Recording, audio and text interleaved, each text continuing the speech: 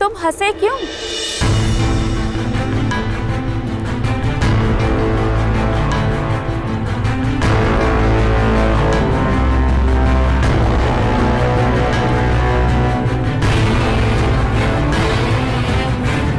कर्ण, शोर।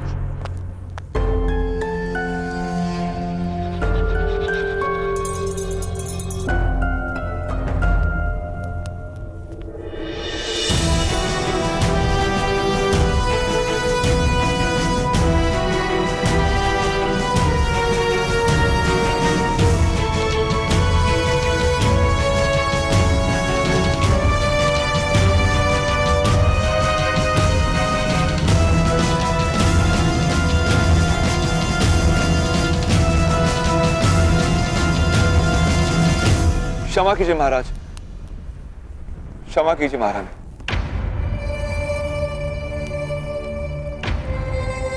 चलो चलो। ठहरिए। महारानी ने प्रश्न किया है, उत्तर दो बालक।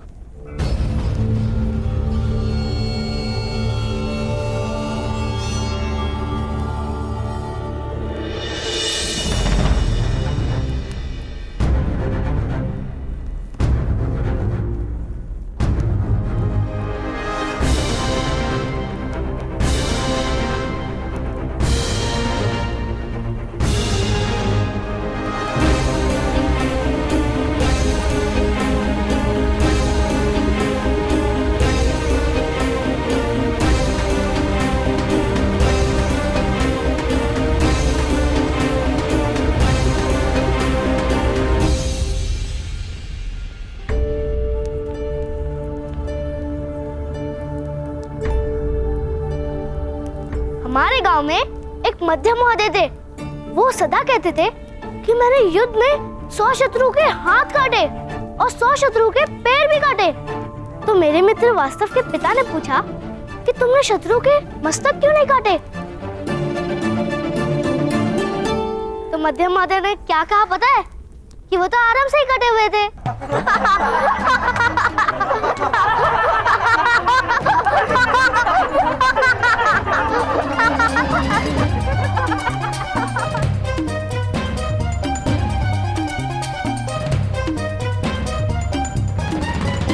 सम्राट धृतराष्ट्र के सामने खड़े होकर चेष्टा करने का साहस करते हो।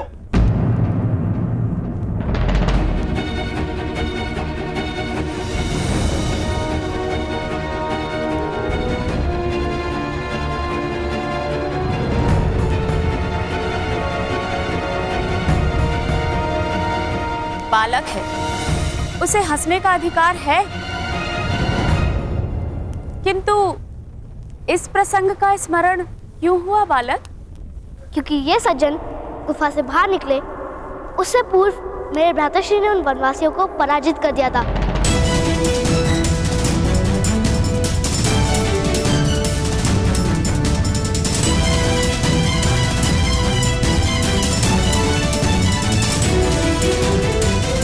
सत्य वचन।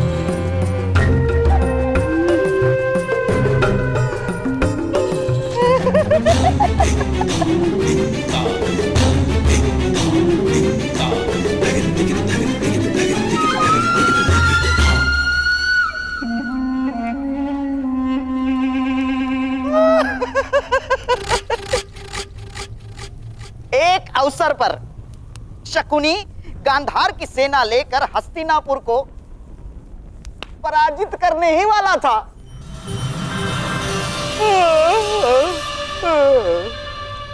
किंतु हमारी निद्रा ही टूट गई।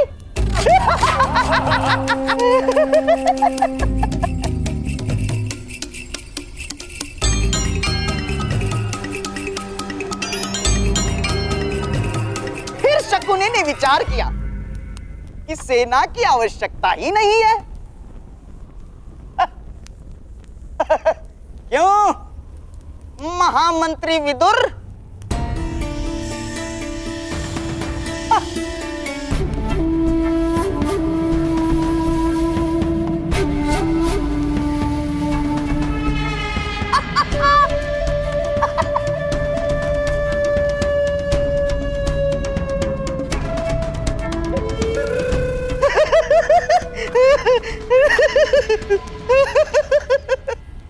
तो बालक, तुम्हारे भ्राताश्री जाग गए। किंतु जो व्यक्ति वास्तव में कार्य कर सकता है उसे स्वप्न देखने की क्या आवश्यकता है?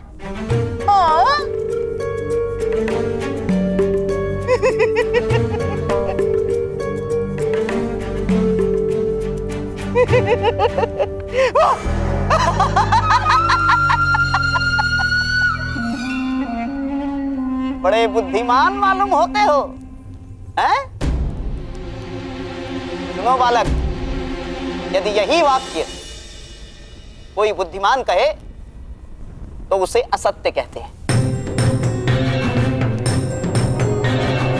और यदि यही वाक्य कोई मूर्ख कहे तो उसे सत्य कहते हैं।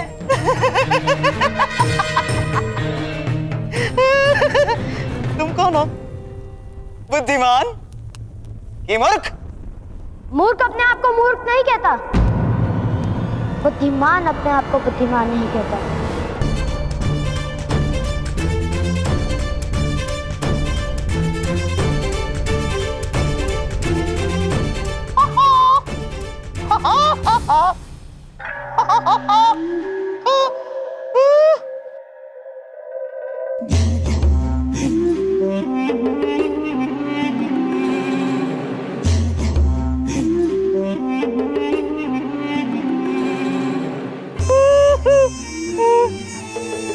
क्या यही है तुम्हारे भ्राताश्री? हाँ। तुमने अकेले ने वनवासियों को पराजित कर दिया? जी।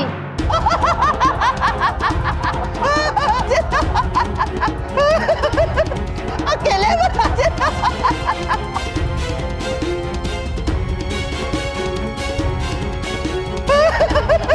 अकेले?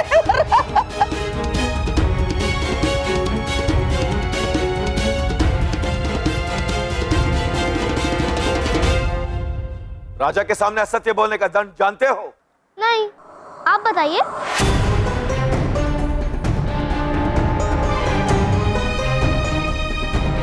आगे आओ बालक। तुमने हमारे सेना नायक पर आरोप लगाया है कि उसने वनवासियों को पराजित नहीं किया। यह भयंकर आरोप है।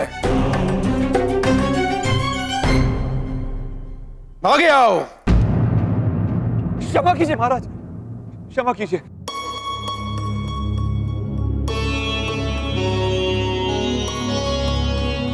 सम्राट, मेरा पुत्र मूर्ख है। हम हस्तिनापुर प्रथम बार आए। वो नहीं जानते किसके सामने मुंह खोला है उसने। क्षमा कर दीजिए। मौन रहो। आगे आओ बालक।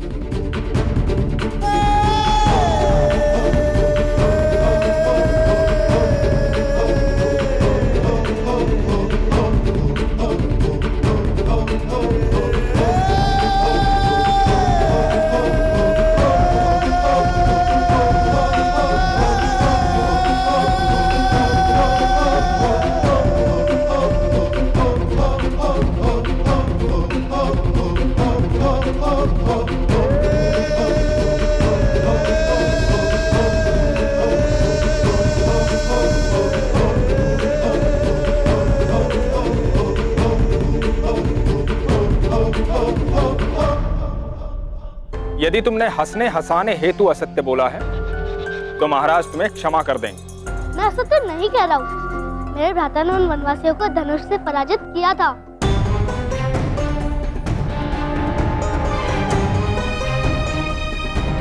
क्या तुम्हारा भाई सत्य कह रहा है?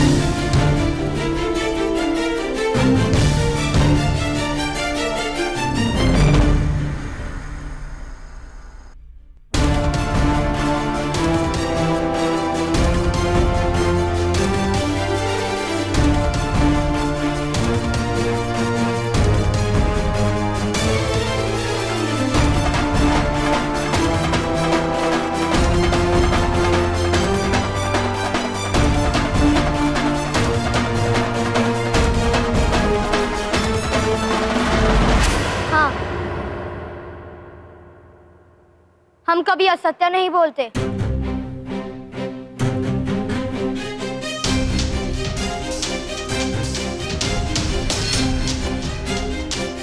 हाँ मंत्री विदुर,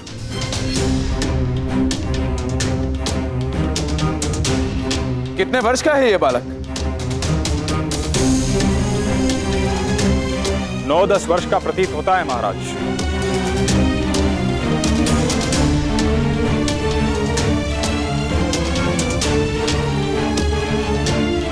किंतु इसके पिता अवश्य ही क्षत्रिय नहीं है।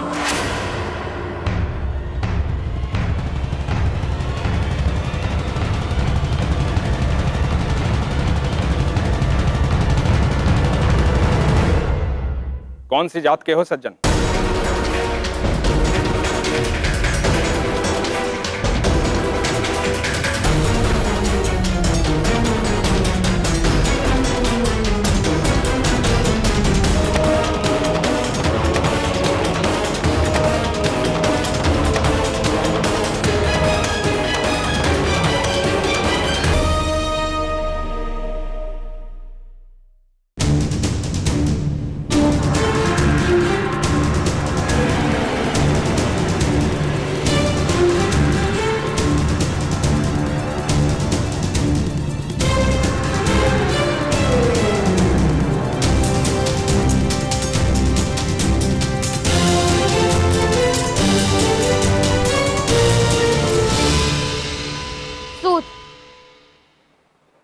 सूत है हम महाराज, सूत है हम महाराज, सूत है हम महाराज।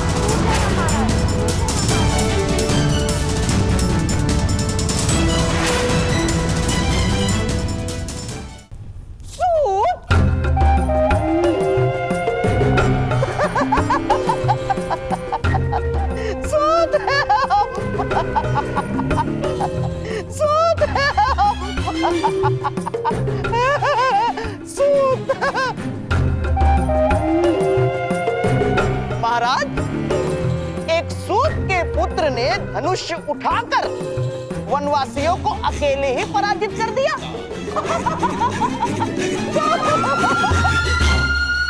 ये तो बड़ी आश्चर्य की बात है महाराज, है? इस बालक की परीक्षा तो करनी ही चाहिए।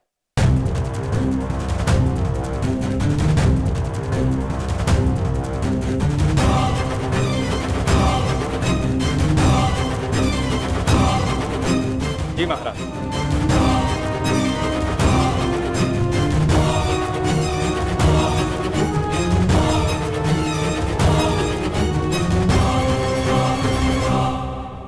सेनानायक मदनजय, अपना धनुष बालक को दीजिए। किंतु महामंत्री विदुर,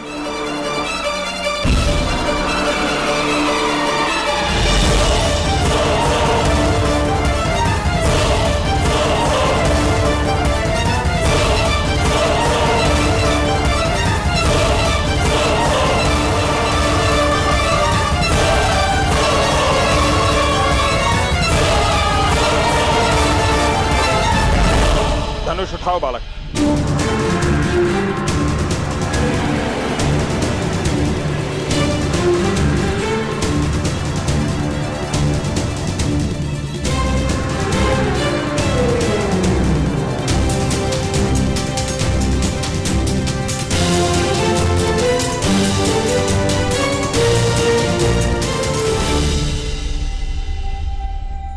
कीजिए।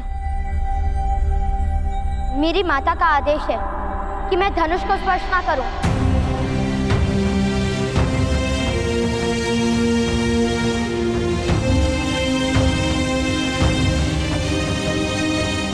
मेरे लिए मेरी माता के आदेश से बड़ा ईश्वर का आदेश भी नहीं।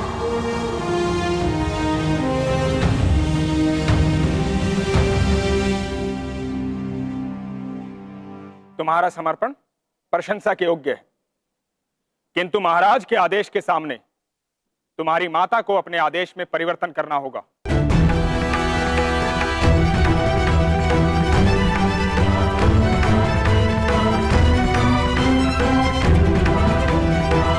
सज्जन, अपने पुत्र को आदेश दो कि धनुष उठाए।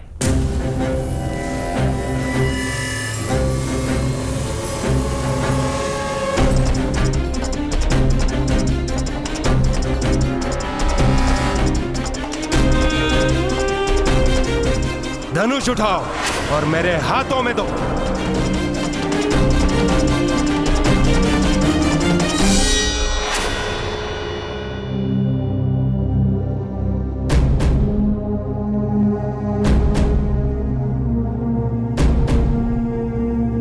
ऐसे ही आदेश से मेरी ताऊ ने धनुष उठाया था,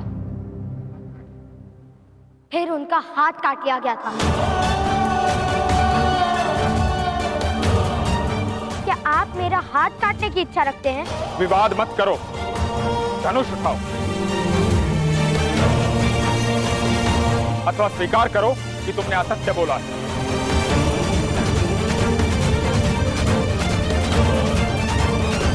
धनुष मैं उठा नहीं सकता और असत्य बोलने का दंड आप मुझे नहीं दे सकते, किंतु मैं जानता हूं दंड मुझे अवश्य प्राप्त होगा, कारण चाहे कोई भी हो। असत्य बोलने का तो दंड मिलेगा। सैनिकों,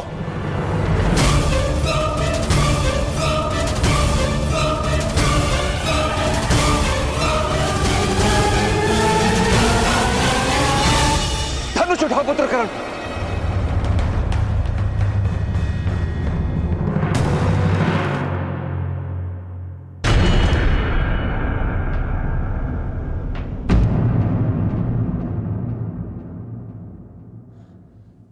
तुम्हारी माता का आदेश है।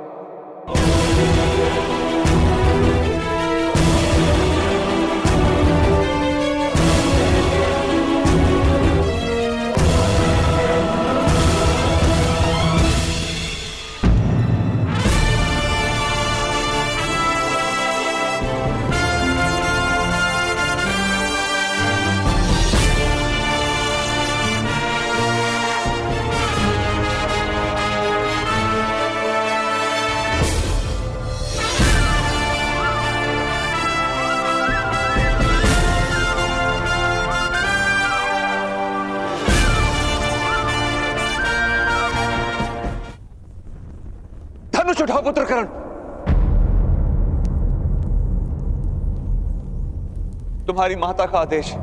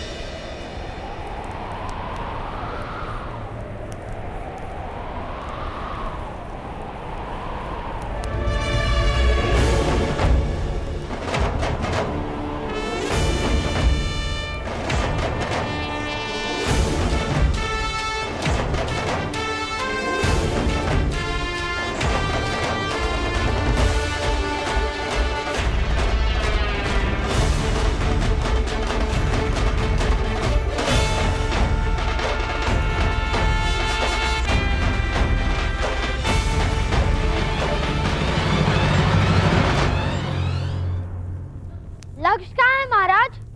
किस प्रकार का लक्ष्य भेज सकते हो बालक? ठहरा हुआ, चलता हुआ या फिर दौड़ता हुआ? उड़ता हुआ।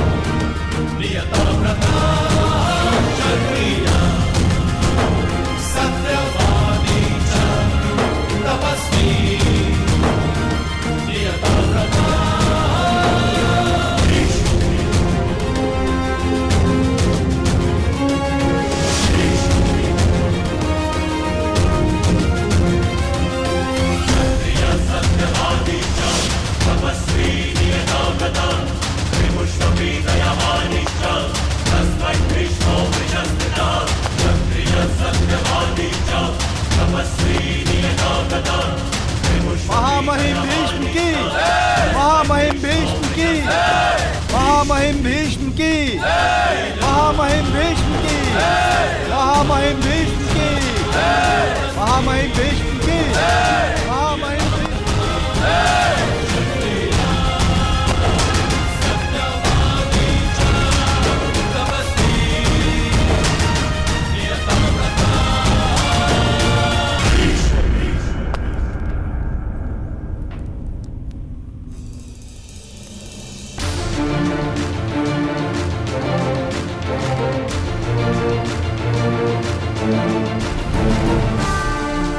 महामहिम भीष्म, एक सूत ने इतने लोगों के सामने धनुष उठाने का अपराध किया है। फिर तो इसको दंड अवश्य मिलेगा।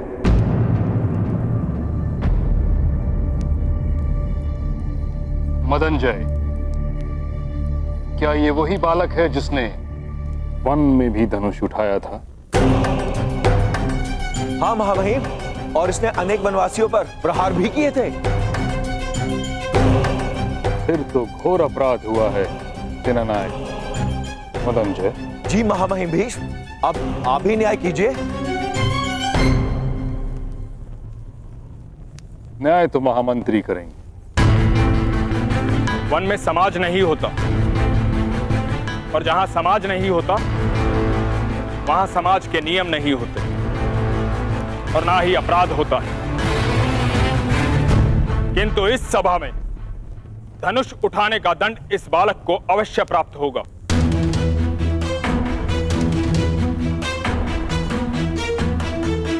भ्राता विदुर, अगर अनुमति हो तो दंड मैं निश्चित करूंगी।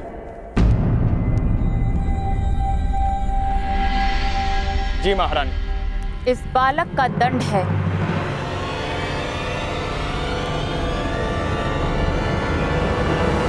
कि आज भोजन में इसे पूरे 7 लड्डू खाने होंगे।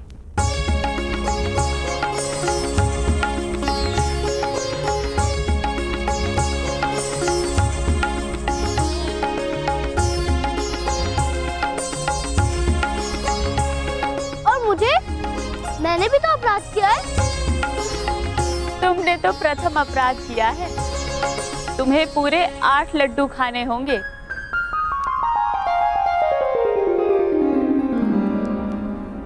आपको हस्तिनापुर में वास करने की अनुमति है। आप भूगत ग्राम में जाकर बस सकते हैं सज्जन। किंतु हस्तिनापुर में कुरुओं की परंपरा का पालन करना होगा। सारी परंपराएं अच्छे से जान लीजिएगा।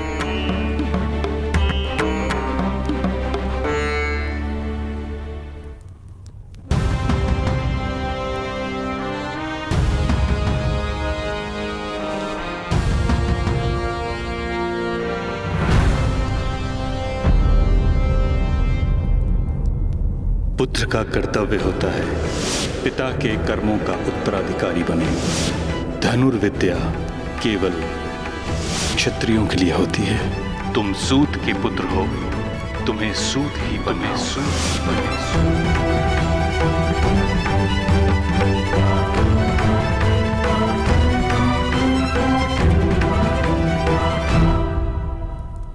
क्या आपको परंपराओं का विस्मरण हो रहा है? कर्ण,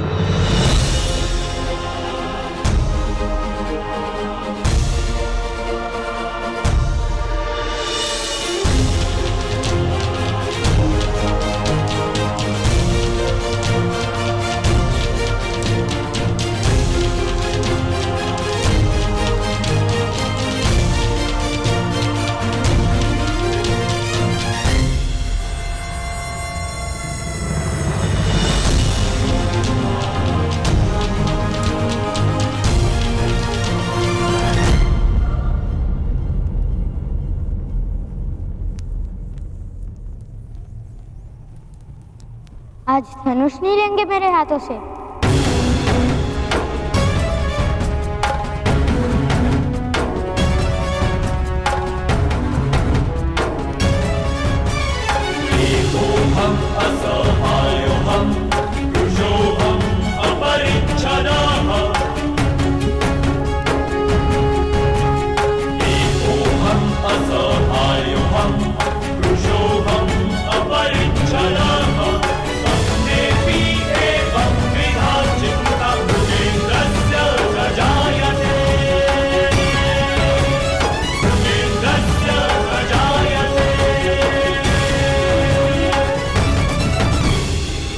आज के पश्चात तुमसे धनुष लेने की आवश्यकता नहीं पड़ेगी, ऐसी आशा करता हूं।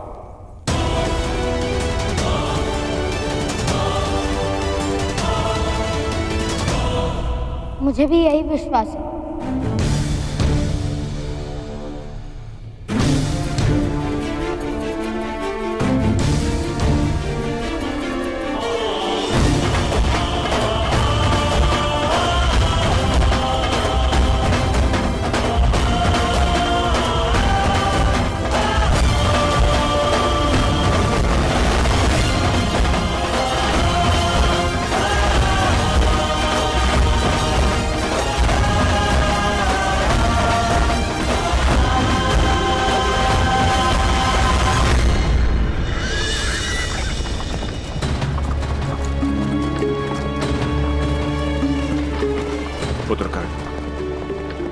हस्तिनापुर की व्यवस्था पर प्रश्न उठाना उचित नहीं था।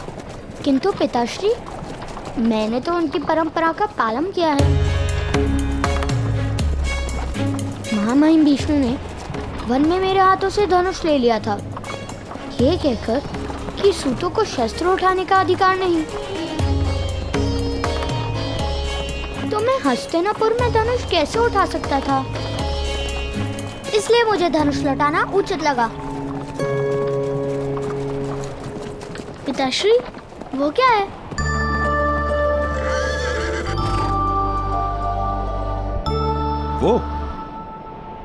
वो भगत ग्राम है पुत्र।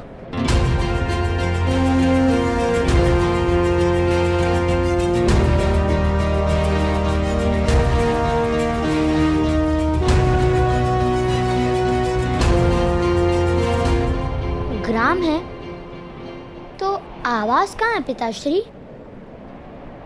गांव के नाम से जान नहीं पाए तुम? भूगल अर्थात भूमि के अंदर, उस पर्वत के अंदर आवास है। एक बहुत बड़ा समाज रहता है, सारे सूत और सूत से भी निम्न जात वहां वास करते हैं। क्या सूतों को भूमि पर वास करने का अधिकार नहीं पिताश्री?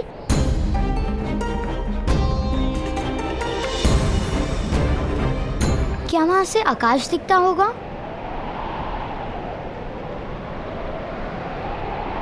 या हमें आकाश देखने का भी अधिकार नहीं? देखो पुत्र, मनुष्य की शक्ति देखो। पर्वत का अंतर काटकर आवास बना लेता है। विपदाओं को चीरकर जो मार्ग बना लेता है, वही शक्तिमान है। तो क्या विपदा जैसा कुछ भी नहीं?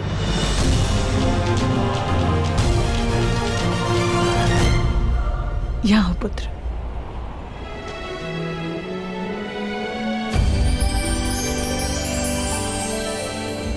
विपदा सुख और सामर्थ्य प्राप्त करने का अवसर है कर्ण।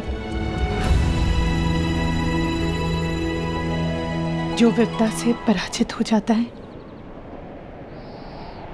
उसे जीवन में सुख का अनुभव कभी नहीं मिलता है। किंतु जो विपत्ति को अवसर बना लेता है, सुख उसी को मिलता है।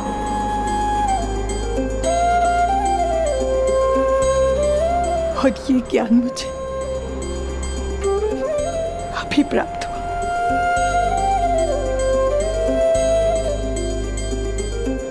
अगर पहले प्राप्त होता तो जीवन के कई वर्ष सुख से भर जाते।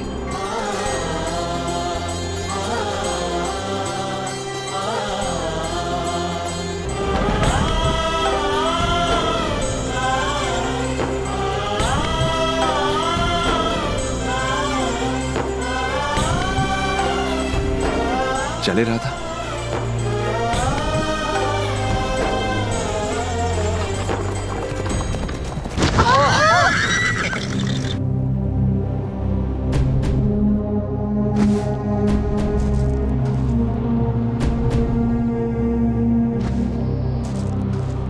कौन है? किसने यहाँ मार्ग पर गड्ढा निर्मित किया? कौन है? सामने आओ, युद्ध करो मुझसे। शोण, क्या कर रहे हो? विपत्ति का अवसर बना रहा हूँ पिताश्री। प्रथम रथ से वस्तु उतारो, अन्यथा विपत्ति में संपत्ति चली जाएगी। चलो।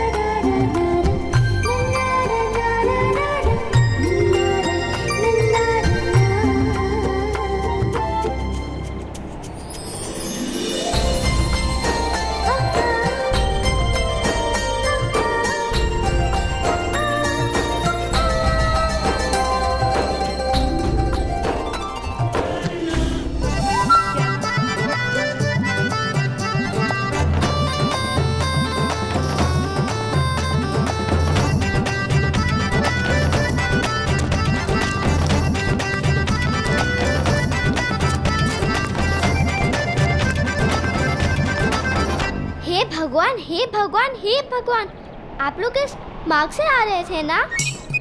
और आपका रथ मार्ग पे ऐसे रुड़क रुड़क के चल रहा था कि वो गड्ढे में गिर गया ना? तुमने किस प्रकार जाना? हमने वहां से देखा कि आपका रथ गड्ढे में गिर गया। आप सब सुरक्षित तो है ना? किसी को कोई घाव तो नहीं हुआ? हाँ, हम सब स्वस्थ हैं। केवल हमारा रथ अस्वस्थ है। जिसने भी एक गड्ढा निर्मित किया है उसके तो प्राण ले लूंगा मैं। विपत्ति को अवसर बनाना जानता हूँ मैं। अवश्य। माता महोदय, आप रहने दीजिए। मेरे मित्र जाके सारी वस्तु निकाल आएंगे। आप अतिथि है ना?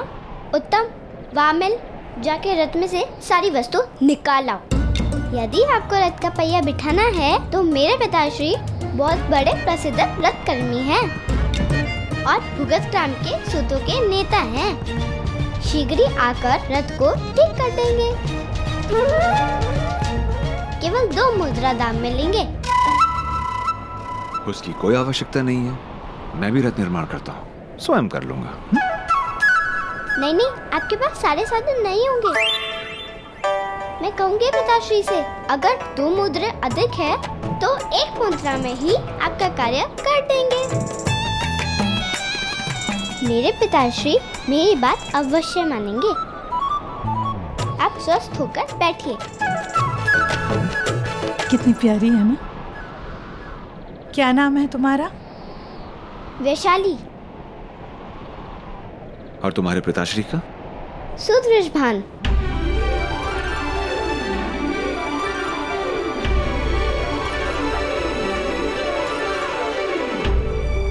यथार्थ। तो जाओ, बुलाओ अपने पिताश्री को।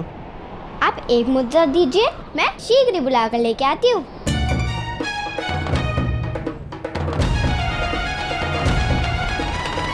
पिताश्री, इससे कार्य मत करवाना। इसने स्वयं गड्ढा निर्मित किया है हमसे धन प्राप्त करने के लिए।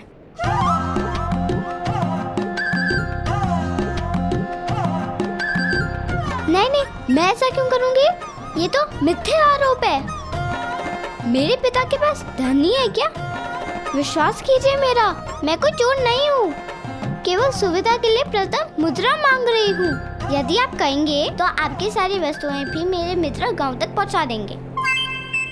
कोई आवश्यकता नहीं। आवश्यकता है पुत्र।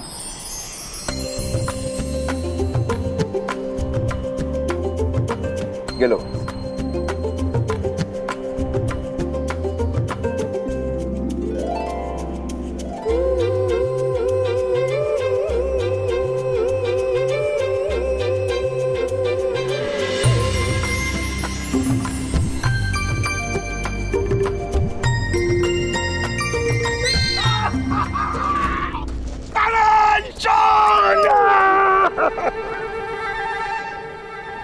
नमस्कार अधिरथ। प्रणाम पुत्रों। ऋषभान महोदय को प्रणाम करो। प्रणिपात। प्रणाम। आपको प्रसन्नता प्राप्त हो रहा था। मेरा सौभाग्य है कि आप आज यहाँ पधारे। मेरे पिता की, राधा के पिता ने बहुत सहायता की थी और वो ऋण मैं कभी चुका नहीं पाऊंगा। किंतु आज आप सबकी सेवा करके मुझे संतोष प्राप्त होगा। आप मेरी पुत्री से मिले। ये है मेरी पुत्री वैशाली। और वैशाली, ये है तुम्हारी राधा माता, मेरे बालपन की सखी। प्रणाम करो बेटा। प्रणिपात।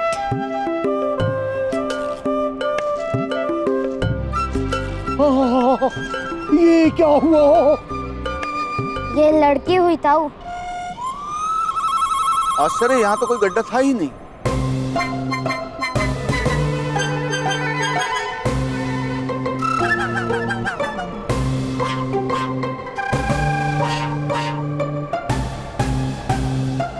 इस लड़की और इसके मित्रों ने हमारे साथ इस लड़की और इसके मित्रों ने तुम्हारी सहायता की है ना?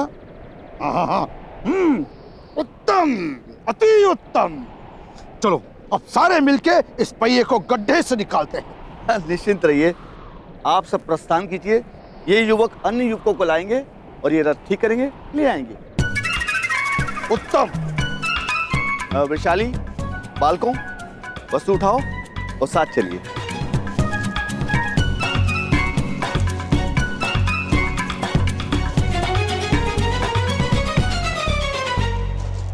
नाम क्या है तुम्हारा? शोन। ये मेरे भ्राता कर्ण। आप दोनों नए हैं? आप दोनों का कोई मित्र भी नहीं है? यहाँ के सारे बालक बहुत भयावह हैं। और ये उत्तम प्रतिदिन 2 हत्या करता है।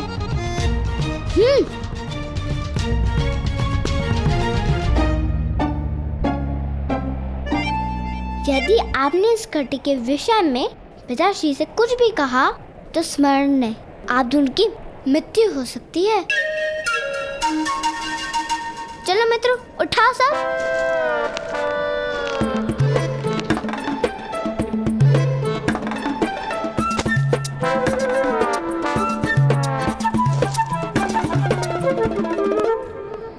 वृषाली, मेरा भाग मुझे यही दे दो। पिताजी मुझे वेद पाठ करने के लिए बुला रहे हैं। पहले ऊपर तक आओ, तभी तुम्हें अपना भाग प्राप्त होगा। नहीं, वहाँ तक इतना भार उठाकर ऊपर तक नहीं आ सकता। तो पहले क्यों नहीं बताया कि भार लेकर ऊपर नहीं आ सकते? इसे जाने दो, हत्या करने का समय हो रहा होगा। इसके स्थान पर मैं भार उठा लेता हूँ। इसका भाग हमें दे देना। ठीक है, तुम दोनों सारा भार उठा लो और आधा भाग मैं तुम्हें दे दूंगी। वामन, उस भार को छोड़ो और मेरे साथ आओ। ये है तुम्हारी मित्र वृषाली। और मित्र वृषाली हमारी नेता है, बहुत भयानक है। अगर उसकी बात ना मानो तो ऊपर से पत्थर फेंककर मारती है।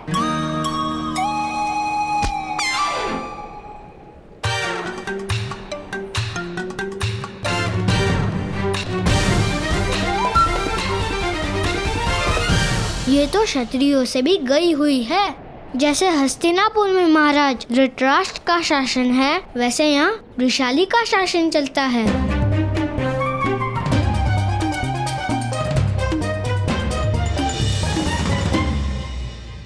जब से हस्तिनापुर में महाराज पांडु का शासन बदला है, प्रतीत होता है कि पूरे साम्राज्य पर दुर्भाग्य विराजमान हो गया है। महाराज धृतराष्ट्र अयोग्य नहीं है, किंतु उनके अंतर में विष भर दिया गया है। जब महाराजा पांडु और महारानी कुंती का शासन था, तब हमारी स्थिति ऐसी नहीं थी। वो दोनों परंपराओं का वहन करते थे। और महामहिम भीष्म वो हमारे देवता हैं। ऐसा महात्मा पृथ्वी ने आज तक देखा नहीं। उनका परंपराओं में पूर्ण विश्वास है, किंतु जब कोई परंपराओं का लाभ उठाकर अन्याय करता है तो महामहिम निस्सहाय हो जाते हैं। शायद महापुरुषों की यही मर्यादा है। और यहां महारानी गांधारी का भाई आकर बैठा है, गांधार राज शकुनी। हमें उससे भय लगता है। ऐसा प्रतीत होता है कि वो किसी भी स्थिति में पूरे साम्राज्य को नष्ट करने की मंशा लिए बैठा है। किंतु कोई अपनी ही बहन का साम्राज्य क्यों नष्ट करेगा?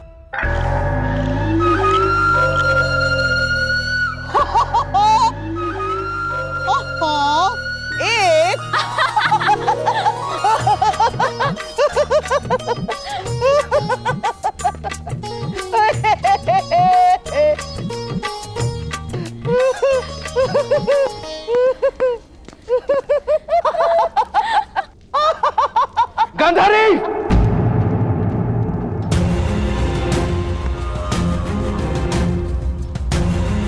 18 महीनों में पुत्र नहीं दे पाई हो तुम मुझे गांधारी।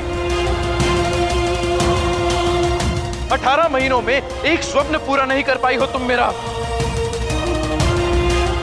अरे 18 महीनों में एक बार भी मन विचलित नहीं हुआ तुम्हारा। जिस महादेव ने तुम्हें 100 पुत्रों का वरदान दिया है, उस महादेव से प्रश्न पूछने के स्थान पर तुम यहां द्यूत खेल रही हो। महादेव!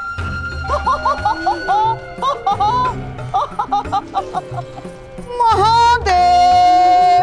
महाराज के स्वप्नों का जन्म कब होगा महादेव? महादेव उत्तर दीजिए, उत्तर दीजिए महादेव। चेष्टा कर रहे हो शकुनी? चेष्टा?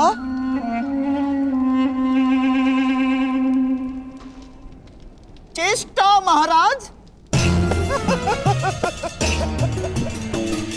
नहीं महाराज नहीं। जिस दिन महामहिम ने गांधार से मेरी बहन के लिए आपके विवाह का प्रस्ताव लाया था, उसी दिन से मैंने चेष्टा करना छोड़ दिया है महाराज। चेष्टा करना छोड़ दिया है महाराज। अब तो केवल प्रयत्न करता हूं।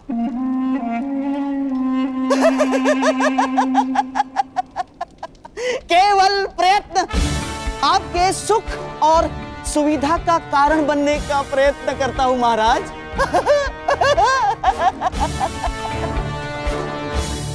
कब होगा मेरा पुत्र गांधारी? क्यों तुमने अपने प्रसव रोक रखे हैं? क्यों तुम मेरे सुख में बाधा बनना चाहती हो? मैं तो आपके सुख का साधन बनना चाहती हूँ महाराज। जिस संतान की आप प्रतीक्षा कर रहे हैं, जिस संतान के लिए आपने स्वप्न सजा रखे हैं, उस संतान की एक माता भी प्रतीक्षा कर रही है। यदि मैं अपना गर्भ चीर कर आपको आपकी संतान दे सकती तो अवश्य दे देती, किंतु मैं निसहाय हूँ। आपके प्रश्नों का कोई उत्तर नहीं है मेरे पास महाराज। तो उत्तर ढूंढो गांधारी। मुझे मेरे उत्तराधिकारी की आवश्यकता है। जो सिंहासन मुझे दान में प्राप्त हुआ था, वो सिंहासन मेरे पुत्र को अधिकार में प्राप्त होगा। यदि तुम मुझे पुत्र नहीं दे सकती तो मुझे तुम्हारी कोई आवश्यकता नहीं।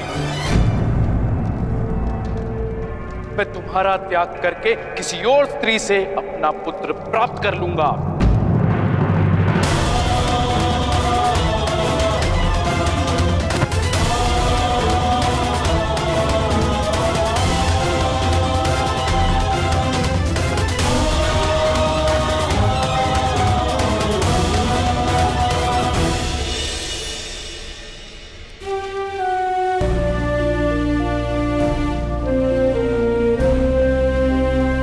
हस्तिनापुर वालों को विस्मरण हो गया है कि वरदान की प्राप्ति तपस्या के बाद ही होती है। हस्तिनापुर वालों को वरदान की अपेक्षा है, तपस्या का बल नहीं।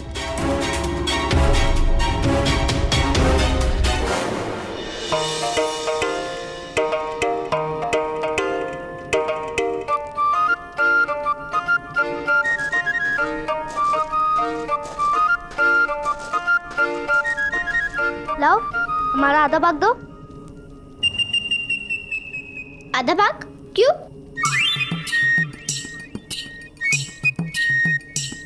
तुमने तो कहा था कि हम सामान ऊपर लाएंगे, तो तुम हमें आधा भाग दोगी। दो अवश्य मिलेगा, किंतु तुम्हें पता नहीं है, यहाँ हस्तिनापुर में किसी को भाग मिलता नहीं है, बल्कि छीनना पड़ता है। भ्राताकर्ण, यदि भाग मांगने से ना मिले तो उसे छीन लेना ही उचित होता है।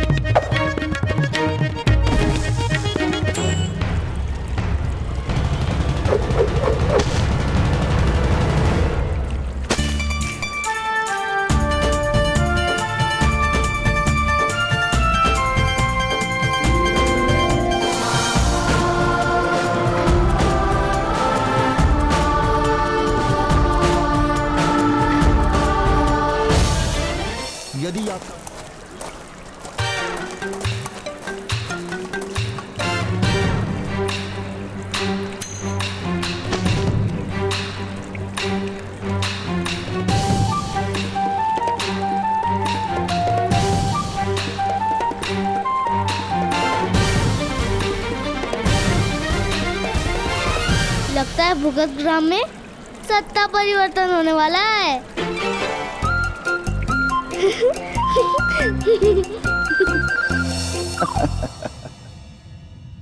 अधिरथ महोदय, हम जैसे दरिद्र लोग संबंधों में विश्वास रखते हैं और जिनके पास सत्ता होती है उन्हें संबंधों से क्या, वे लोग सत्ता में ही तृप्त रहते हैं। यार छोड़िए, हमें इनसे क्या, हम बड़े लोगों की बड़ी बातें। पगड़ी जितनी बार बदलती है उतनी ही बार बालों की व्यवस्था बदलती है। इसीलिए ईश्वर ने बालों को लचकीला बनाया होगा ताकि पगड़ी बदले तो बाल ना टूटे। इसी तरह हम निम्न जाति के लोग, सूत जाति के लोग लचकीले रहेंगे और जब तक हम राजा के अनुकूल रहेंगे तब तक जीवित रहेंगे। किंतु अंत में तो सारे बाल झड़ जाते हैं ना?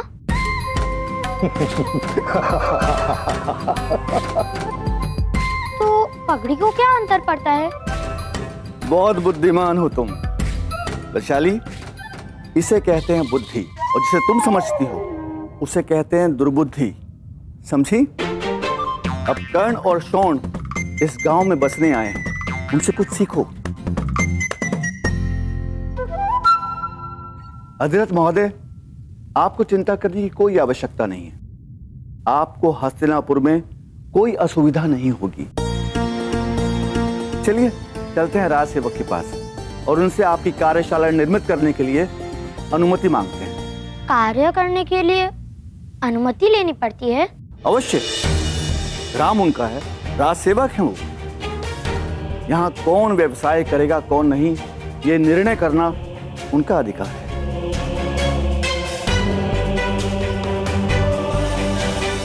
यदि आपका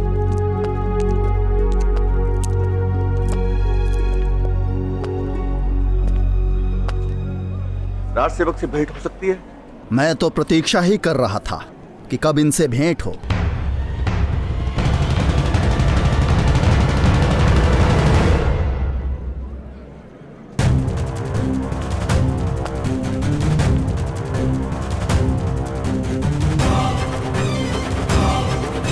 क्योंकि ये सज्जन गुफा से बाहर निकले उससे पूर्व मेरे भ्राताश्री ने उन बनवासियों को पराजित कर दिया था। हाँ, हम कभी असत्य नहीं बोलते। आपका स्वागत है इस गांव में। कहिए सूत महोदय, क्या आशा लेकर पधारे हैं? रक्षक महोदय, हम महामंत्री की आज्ञा से आपके गांव में निवास करने वाले हैं। आपका इस गांव पर अधिकार है। हमें रथ निर्माण करके बेचने की अनुमति दीजिए कृपा करके। राजसभा में हमारा सम्मान होने वाला था। दूर वारणाव्रत नाम का एक नगर है, वहां के नगर रक्षक के पद पर हमारी नियुक्ति होने वाली थी, किंतु किसी कारण से हमें दंड मिला और इतना बड़ा सम्मान चला गया। नगर रक्षक का पद हाथ से चला गया और हम इन्हीं सूतों और लोहारों के गांव में बंदी बनकर रह गए।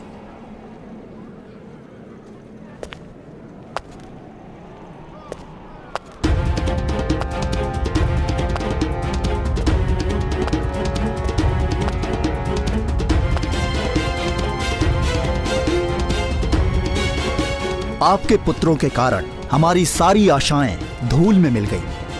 अब हमारे कारण आपकी आशाएं राख हो जाएंगी। आपको मेरे गांव में कार्यशाला आरंभ करने की अनुमति नहीं है। और एक बात सुनिए, हस्तिनापुर में सूतों के निवास के लिए बस एक ही गांव है, अन्यत्र कहीं आप वास भी नहीं कर पाएंगे। हस्तिनापुर का त्याग करना होगा आपको। किंतु महामंत्री ने हमें निवास की आज्ञा दी है। इसलिए तो हम इन्हें निकाल नहीं सकते, किंतु ऐसी स्थिति तो बना ही सकते हैं कि ये लोग यहां रह न पाएं। जाइए।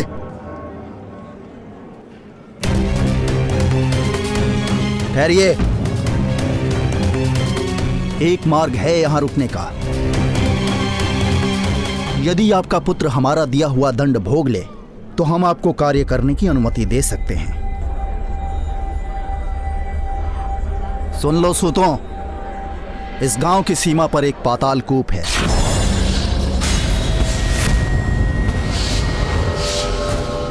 और उस कुएं में जल नहीं है।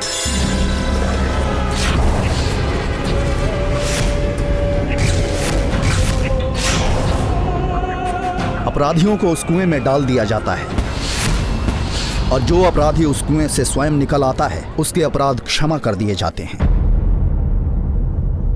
वैसे उस कुएं से आज तक कोई बाहर नहीं निकल पाया है। तुम्हारे पुत्र को उस कुएं में डाला जाएगा कल प्रातःकाल।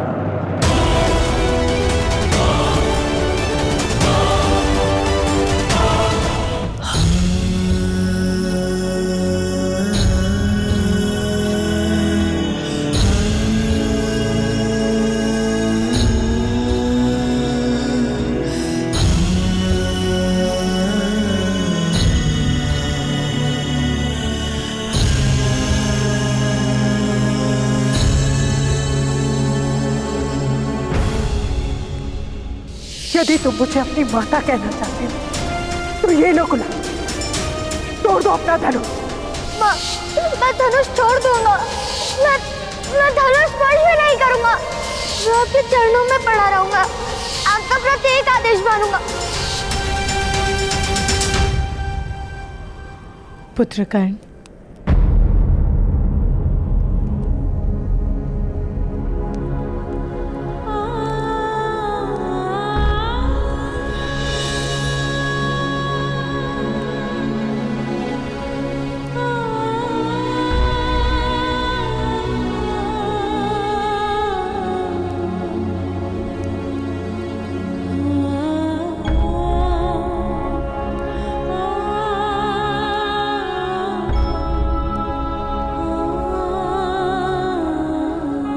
बैठो।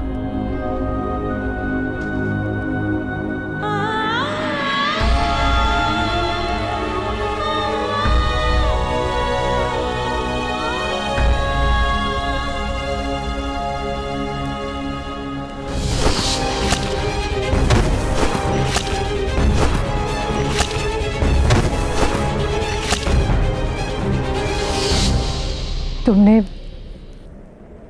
इसी धनुष से मेरी रक्षा की है ना? हाँ माता, और इसी धनुष के कारण मैंने आपका वचन तोड़ा था। मुझे क्षमा कर दीजिए, मुझसे भूल हो गई। नहीं पुत्र, भूल तुमसे नहीं, मुझसे हुई। तुमसे वो वचन लेना ही भूल था। तुम्हें तुम्हारे सबसे बड़े सुख से वंचित करना मेरा भूल था कर्ण। ये धनुष तुम्हारा सबसे बड़ा सुख है। नहीं माता, मेरा सबसे बड़ा सुख आपका प्रेम है। और आपने जीवन भर मुझे वो प्रेम प्राप्त करने का अवसर दिया है।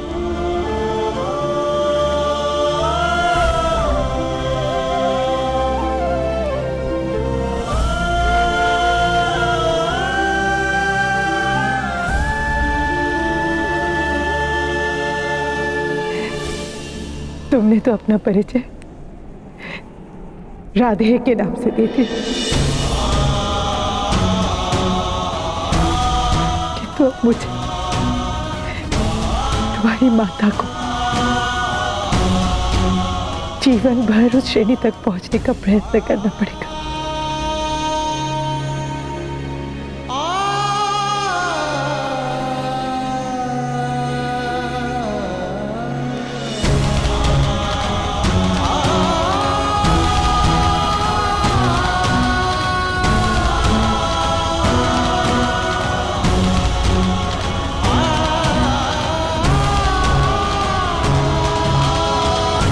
माता की श्रेणी तो सबसे ऊपर होती है ना माता? आप अपनी श्रेणी से क्यों उतरेंगी? मैं अपनी श्रेणी उठाने का प्रयत्न करूंगा।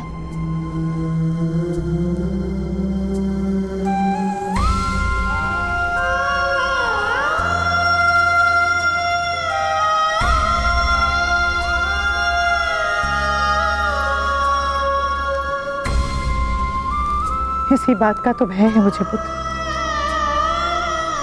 क्योंकि तुम्हारे पास सामर्थ्य भी है और संकल्प। किंतु पुत्र, तुम जब जब धनुष उठाओगे तुम्हें केवल संघर्ष का सामना करना होगा, और मैं अब नहीं चाहती कि तुम्हारे जीवन पथ पर कोई भी विपत्ति आए। माता, आपने कहा था ना कि विपत्तियों को अवसर बनाना चाहिए। मुझे विपत्तियों से भय नहीं।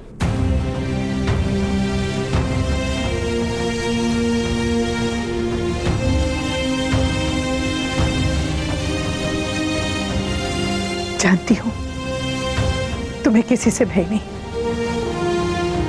ना मनुष्य से, ना मनुष्य के बनाए व्यवस्था से।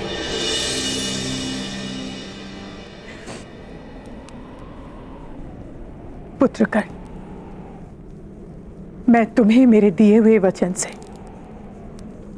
बंधन मुक्त करती हूं।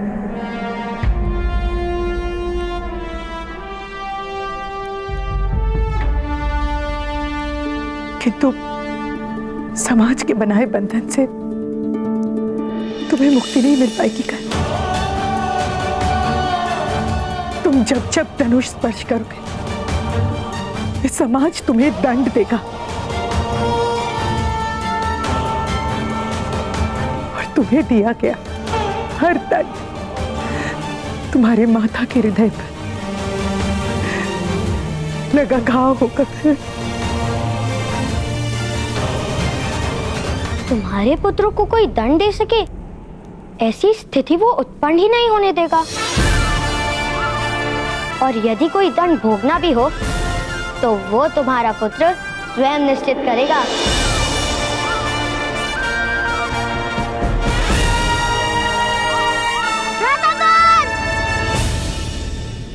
तुम जानती हो ना माता, मैं तुम्हारे किस पुत्र की बात कर रहा हूँ?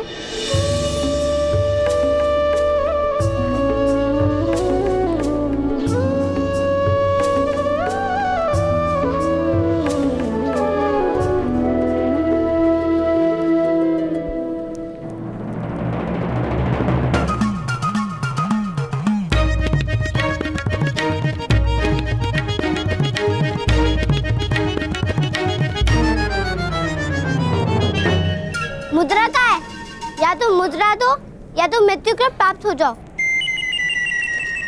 यह एक और उपाय है। तुम मेरी सेना में आ जाओ और मैं तुम्हें मुद्रा दे दूंगा।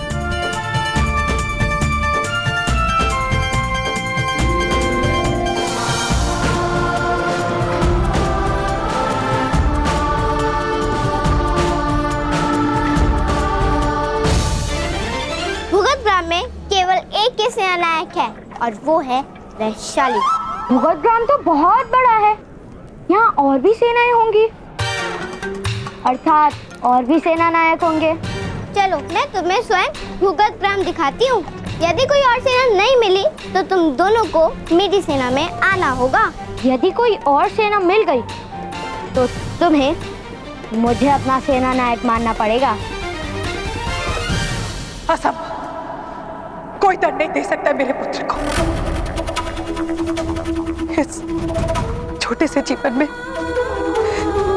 जितने दंड भोगने थे भोग लिए उसने। उसके माता ने भी दंड दिए उसे आज तक।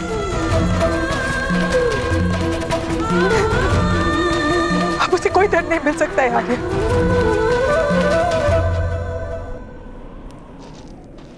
उसे कोई दंड नहीं दिया जाएगा राधा। हम जाकर महामहिम और महामंत्री से विनती करेंगे, स्वयं महाराज के पैरों में जाकर रोएंगे कि उसका दंड मुझे भोगने दे, किंतु कर्ण को पाताल कुएं में नहीं जाने देंगे राधा। नहीं। अधिरथ,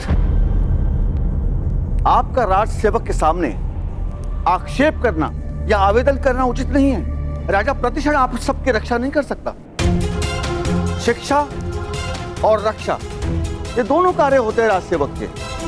और यदि इनमें से एक राज सेवक के सामने भी आपने अपना आवेदन किया तो सारे अन्य राज सेवक आपके प्रति विष भर लेंगे, क्रोध भर लेंगे और आप सबका जीना दुभर हो जाएगा।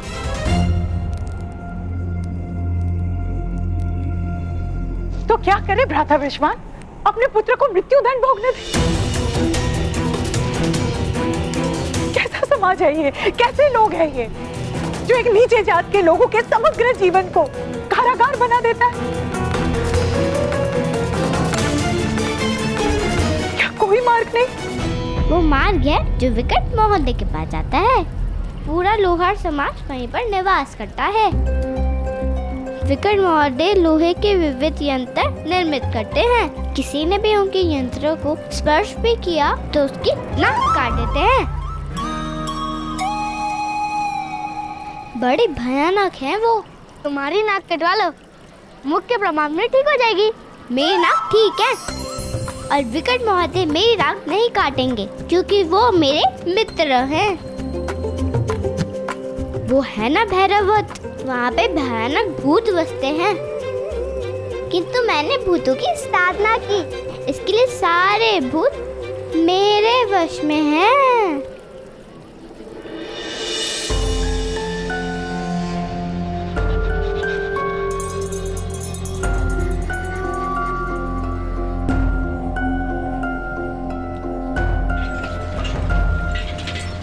वृषाली,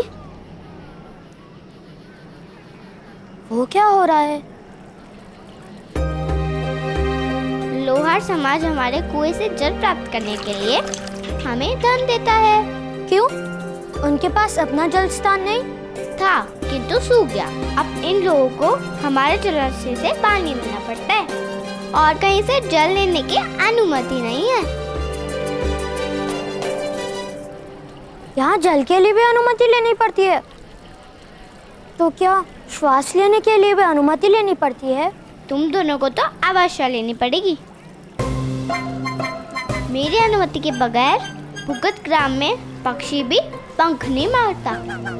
वो तो इस कारण क्योंकि तुम पक्षियों को पत्थरों से मार डालती हो।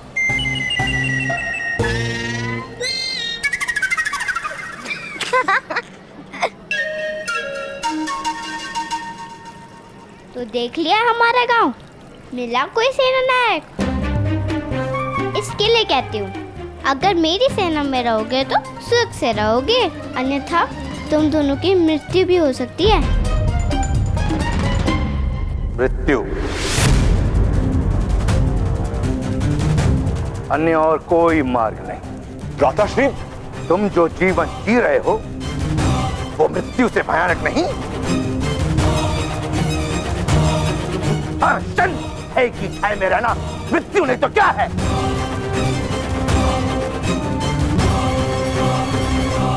एक और मार्ग है आर्य, हम शस्त्र उठा लेंगे।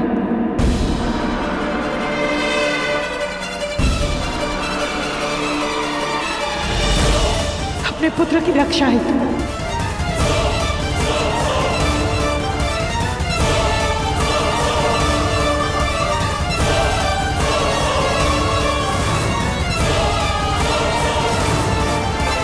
क्या कह रही हो राधा?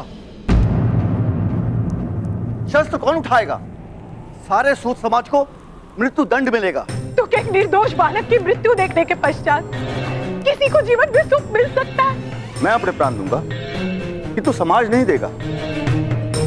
मनुष्य की प्रथम इच्छा होती है उसका जीवित होना। आपके पुत्र की दुर्दशा पर सब आंसू तो बहाएंगे किंतु शस्त्र कोई नहीं उठाएगा। ये संभव नहीं है राधा। हम सब तो शस्त्रों से मर जाएंगे किंतु उसके पश्चात कर्ण जीवित रहेगा। क्या होगा उसका? कौन देगा उसे आसरा? उसे भोजन कौन देगा? नहीं राधा, जब तक कर्ण युवान नहीं होता हम मर भी नहीं सकते।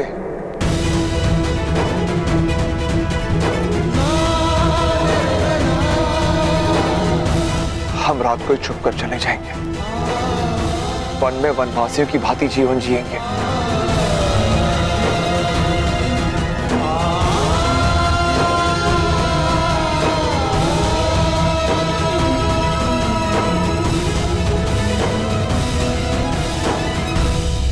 वन के वनवासी भी भ्रातृश्री को पराजित नहीं कर पाए। उन्हें तुम्हारी सेना में रहने की क्या आवश्यकता है? वनवासियों और नगर जन्म में बहुत फर्क है। नगर जन्म की मार कभी कभी मनुष्य जान भी नहीं पाता। वृषाली, वृषाली, क्या हुआ सैनिक? वृषाली, मेरे पिताश्री कह रहे थे कि कल प्रातःकाल कर्ण को पाताल कुएं में डाल दिया जाएगा।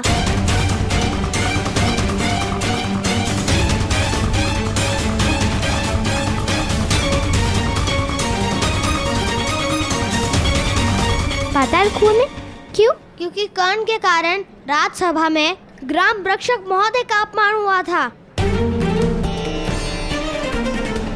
इसलिए उसे दंड दिया जा रहा है। यदि कर्ण ने दंड नहीं भोगा तो उसके पिता को धन प्राप्ति के लिए कार्य करने की अनुमति नहीं दी जाएगी। पाताल कुआं बहुत भयानक है।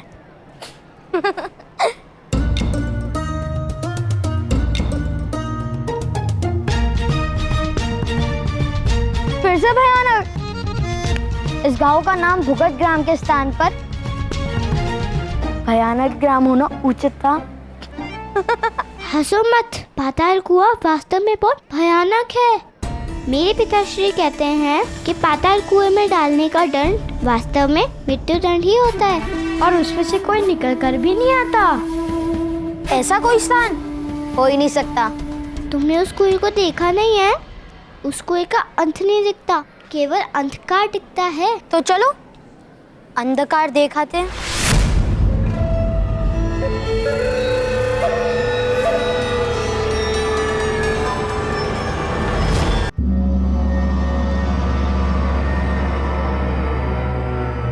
आओ ना, भयभीत क्यों हो रहे हो?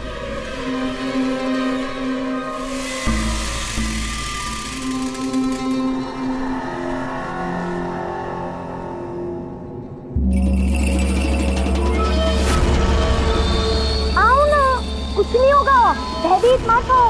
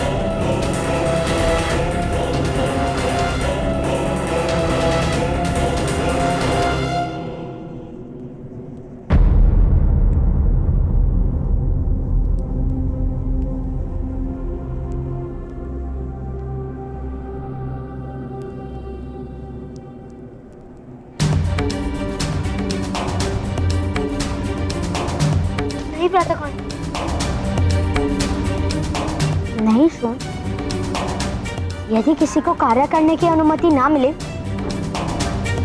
तो वो बहुत बड़ा अपमान होता है।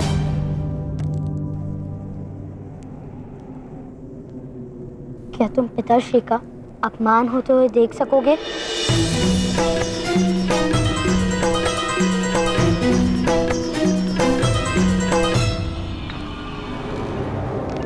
आदेश दीजिए सेनानायक।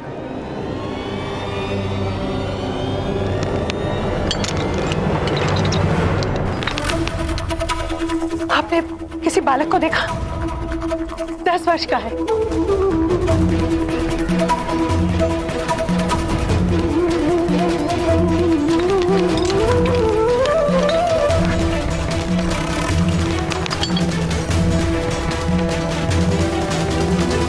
यहाँ धन्यवाद।